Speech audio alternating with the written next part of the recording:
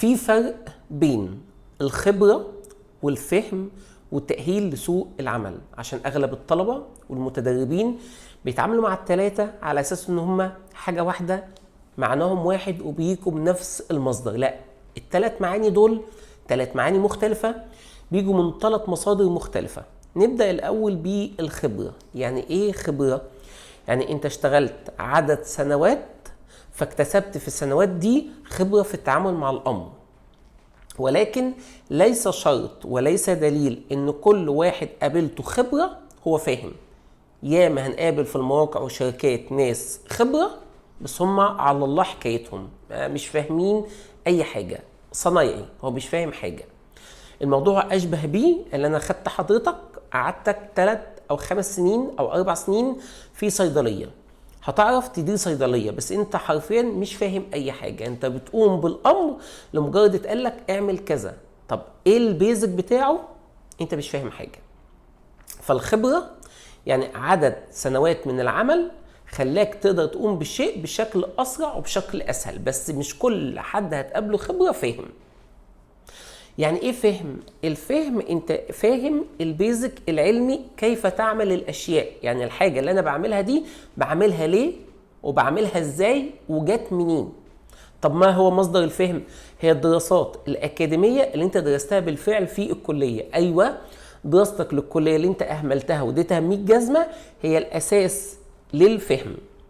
بيعلمك البيزك، بيعلمك كيف تعمل اشياء. المفروض بتفهم يعني ايه جيوديسيا، يعني ايه اليبسويد، يعني ايه يو تي ام، يعني ايه اي تي ام، تكون فاهمهم. فالفهم بتيجي عن طريق التعلم والاكاديميات والدراسه ايه الاكاديميه. ثالث مفهوم معانا هو التأهيل لسوق العمل. يعني ايه تأهيل لسوق عمل؟ يعني انت تكون مؤهل نفسك لسوق العمل، انت مؤهل نفسك، يعني عارف السوق رايح فين، عارف السوق طالب ايه، عارف اسماء الشركات، عامل سيرش وعارف اسماء الشركات المهتميه بمجالك، عناوين الشركات، عارف الوظائف المطلوبه، عارف متوسط الرواتب، عارف الاماكن اللي بتوفر وظائف، عارف الاماكن اللي بتوفر السفر، عارف ايه اللي ناقصك بتطور نفسك لسوق العمل، بتاخد كورسات ودورات بشكل مستمر بحيث ما تقفش مكانك. انت واخد جزء بتاخد جزء اكبر، ما عندكش اي سي دي ال بتاخده، ما عندكش انجليزي بتاخده، واخد ليفل معين في جي اس باخد الادفانسد، واخد الادفانسد باخد البايثون، وده اسمه تأهيل لسوق العمل. طيب يا باشمهندس عز، انا محتاج ايه في التلاتة عشان اكون كويس والاقي وظيفة كويسة؟ حضرتك محتاج التلاتة مع بعض. اصل بص، خبرة بلا فهم، يعني انت بتعرف تشتغل بس مش فاهم، فانت حرفيا قلبت صنايعي، حرفيا انت مش فاهم اي حاجة ومش هتوصل لاي حاجة.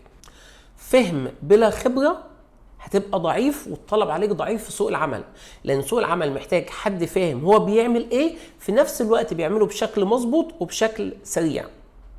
فهم وخبرة بلا تأهيل لسوق عمل مش هتلاقي مكان تروحه ومش هتعرف تروح فين، وغالبا هينتهي بيك المطاف اللي انت بتقبل بالامر الواقع. فانت محتاج التلاتة مع بعض عشان تكون مناسب لسوق العمل. انا المهندس عز فليفل،